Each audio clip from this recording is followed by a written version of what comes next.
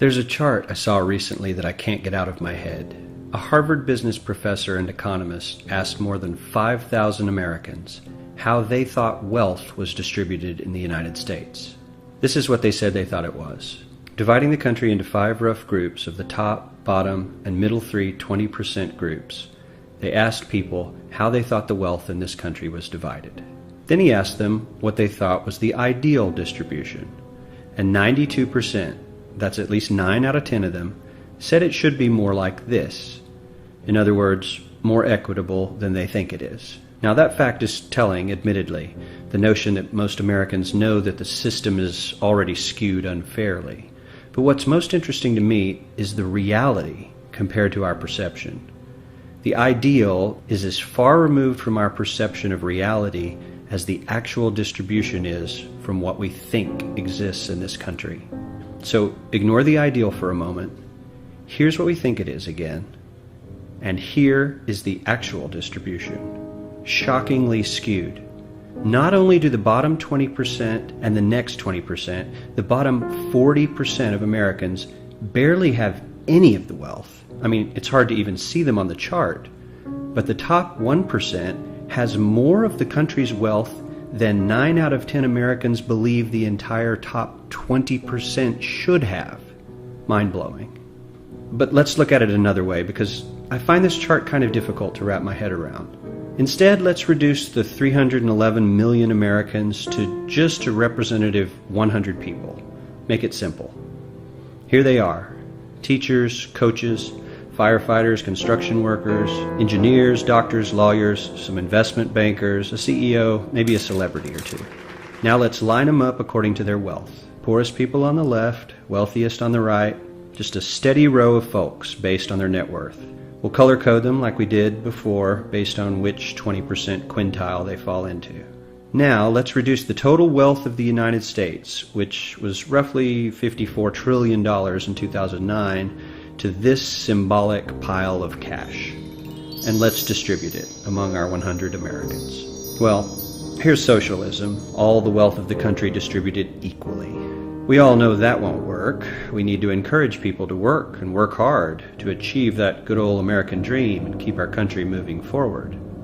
So, here's that ideal we asked everyone about. Something like this curve. This isn't too bad. We've got some incentive, as the wealthiest folks are now about 10 to 20 times better off than the poorest Americans. But hey, even the poor folks aren't actually poor, since the poverty line has stayed almost entirely off the chart. We have a super healthy middle class with a smooth transition into wealth. And yes, Republicans and Democrats alike chose this curve. 9 out of 10 people, 92%, said this was a nice, ideal distribution of America's wealth. But let's move on. This is what people think America's wealth distribution actually looks like. Not as equitable, clearly, but for me, even this still looks pretty great. Yes, the poorest 20 to 30% are starting to suffer quite a lot compared to the ideal, and the middle class is certainly struggling more than they were, while the rich and wealthy are making roughly 100 times that of the poorest Americans, and about 10 times that of the still healthy middle class. Sadly, this isn't even close to the reality. Here is the actual distribution of wealth in America. The poorest Americans don't even register. They're down to pocket change, and the middle class is barely distinguishable from the poor. In fact, even the rich between the top 10 and 20 percentile are worse off. Only the top 10% are better off. And how much better off? So much better off that the top 2 to 5% are actually off the chart at this scale. And the top 1%, this guy, well, his stack of money stretches 10 times higher than we can show. Here's his stack of cash, restacked, all by itself. This is the top 1% we've been hearing so much about. So much green in his pockets that I have to give him a whole new column of his own, because he won't fit on my chart. 1% of America has 40% of all the nation's wealth. The bottom 80%, 8 out of every 10 people, or 80 out of these 100, only has 7% between them. And this has only gotten worse in the last 20 to 30 years.